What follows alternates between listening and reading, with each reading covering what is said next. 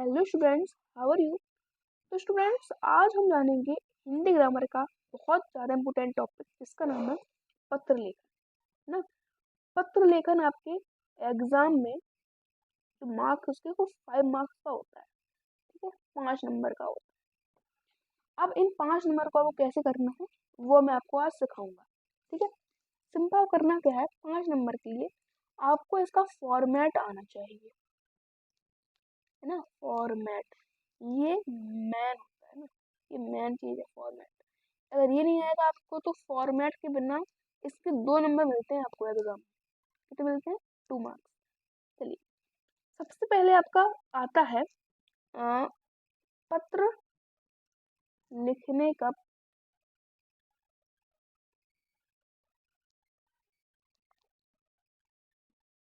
पत्र लिखने वाले का पता, यानी कि आप इंग्लिश में कहते हो उसे सेंडर्स एड्रेस। अब ये जो एड्रेस है वो आपके या तो एग्जाम में लिखा रहेगा या तो आप लिख सकते हो परीक्षा भवन नई दिल्ली डाल के। कैसे लिखना है वो देख लो। जैसे आपका है 36 सेक्टर कर्नल हरियाणा, तो कैसे लिखोगे आप? वो लिखोगे आप ऐसे लिखोगे, देखो 36 लिखा आपने, 36 डाल के लगाना है आपको कॉमा, तो लिखना है आपको कर्नल। अब कर्नल के बाद आपको कॉमा नहीं लगाना है, लिख देना है यहाँ पे आप सीधा सीधा हरियाणा, इस प्रकार से। तो आपकी 2 लाइन्स में या 3 लाइन्स में, 3 से ज्यादा मत करिएगा। इन 2 लाइन्स में आपका क्या हो गया, इसे कहेंगे हम सेंडर्स एड्रेस। ठीक है, इंग्लिश में कहते हैं और हिंदी में कहते हैं हम इसे पत्र लिखने वाले का पता। अब उसके जस्ट नीचे आपको लाइन छोड़ देनी है और डालनी है आपको दिनांक, यानी कि डेट।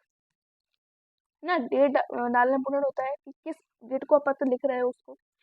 तो दिनांक आपको डालना कैसे, उसका फॉर्मेट क्या है वो देखो। ऐसे बहुत क्या करते हैं विद्यार्थी, वो 17/12/2023 डाल देते हैं, यानी कि 17 दिसंबर 2023 जैसी तारीख है तो डाल देंगे 17/12/2023। बच्चों, ये फॉर्मेट गलत है, ये फॉर्मेट सीबीएसई गलत मानती है। आपको डालना कैसे वो देख लो। 17 डाल के दिसंबर डाल दो ना शॉर्ट फॉर्म में, और 2023 डाल दो, ये भी सही है। या फिर ऐसे करना चाहते हो आप, ऐसे दिसंबर पहले लिखना चाहते हो और 17 और 2023 डाल दो, तो ये दोनों फॉर्मेट सही है। बट ये वाला फॉर्मेट मत यूज करिए क्योंकि ये फॉर्मेट आपका रॉन्ग है, टोटली रॉन्ग है। अगर आप डालते हो तो आपके मार्क्स कट जाएंगे। तो दिनांक डालने के बाद आपको फिर छोड़नी है एक लाइन, तो लिखना है आपको पत्र प्राप्त करने वाले का पता। प्राप्त करने वाले का पता, है ना। जिसको आप पत्र लिख रहे हो तो आप उसको पत्र लिखना पड़ेगा। नहीं आप डाल, अब आपने किसी को दे दिया, आप पूछेगा आप किसको देना है, तो उसका एड्रेस आपको लिखना पड़ेगा ना। इसलिए तो इसे कहते हैं हम इंग्लिश में रिसीवर एड्रेस। क्या कहते हैं? रिसीवर एड्रेस, यानी कि पत्र प्राप्त करने वाले का पता। वो भी आपको एग्जाम में दिया रखा है, मतलब पेपर में दिया रखा रहता है। आपको नहीं, अगर आपको नहीं उसमें दिया रखा है तो आप लिख सकते हो परीक्षा भवन नई दिल्ली, आप उसमें लिख सकते हो। ठीक है, आप उसमें कॉमन मार्क्स मिल जाएंगे। अगर आपको जैसे दिया रखा है, जैसे आपका दिया रखा है मुंबई 36 मतलब 28 सेक्टर मुंबई और महाराष्ट्र, ठीक है, ये ऐसे दे रखा है, तो सिंपल फॉलो नहीं है, 2 लाइन्स में आना चाहिए। जैसे हमने ये क्या था, ये वाला कहाँ गया, ये 36 कर्नल एंड सेंडर्स हरियाणा, इसको सिंपली कर देना है कॉपी। 28 सेक्टर है तो 28 कॉमन लगा के लिख देना है आपको महाराष्ट्र, महाराष्ट्र, और लिख के लिख देना है आपको यहाँ पे क्या था, मुंबई था, मुंबई लिख दो।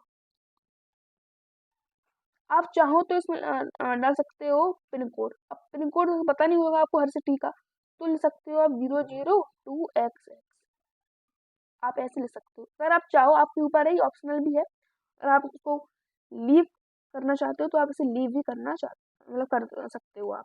इसके बाद जस्ट आपको फिर लाइन छोड़ देनी है, फिर डालना है आपको विषय, यानी कि सब्जेक्ट।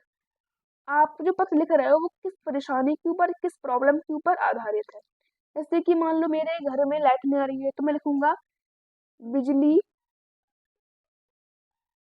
एवं बिजली एवं पानी की समस्या, पानी की समस्या। तो ये मेरा हो गया विषय। विषय आपको हो सके तो 4 से 5 शब्दों ही लिखना, इससे ज़्यादा मत करना। इससे ज़्यादा करने से सब्जेक्ट आपका मतलब जो इम्प्रेशन है, जो प्रभावित है, वो नहीं रहेगा। ठीक है, अब आपको उसके जस्ट नीचे लिखना है प्रिय महोदय ना, ये लिख दो या लिख दो आप प्रिय सर। ठीक है, जो आपको मन करे। प्रिय महोदय के लाइन छोड़नी, आपको लिखना है सविनय निवेदन है कि, सविनय निवेदन है कि। इसके बाद आपका मतलब इसके बाद आप शुरू करोगे अपनी मेन बॉडी, है ना। ये तो हो गया इंट्रो। अब आपको लिखना है प्रॉब्लम, मतलब जो आपको मन में आए, जैसे कि हाँ पानी नहीं आ रहा है, बच्चे स्कूल नहीं जा पा रहे हैं, और ठीक है, और हम पानी भी मतलब पानी की असुविधा के कारण हम नहा भी नहीं पा रहे हैं, तो आपके जो मन में प्रॉब्लम्स हैं बोल सकते हो आप। ये हो गया आपका मेन बॉडी। मेन बॉडी आपको 4 से 5 लाइन्स में खत्म कर देनी है। अब लास्ट में आपको मतलब आ जाता है कंक्लूजन, यानी कि अंत में आप क्या कंक्लूजन दे रहे हो। तो दे सकते हो आप कि मेरी आज प्रार्थना है, दे सकते हो आप मेरी प्रार्थना है, प्रार्थना है कि आप जल्द से जल्द, जल्द से जल्द इस समस्या का उपाय करें, इस समस्या का निवारण करें। क्या करें? निवारण। अच्छा वर्ड है, इसको आप जोड़ सकते हो अपने कंक्लूजन में। ये हो गया 2 लाइन्स में, 3 लाइन्स में कर सकते हो, वो आपके ऊपर है। फिर आपको यहाँ पे लेफ्ट साइड में लिखना है आपका भवदीय, है ना, आपका भवदीय।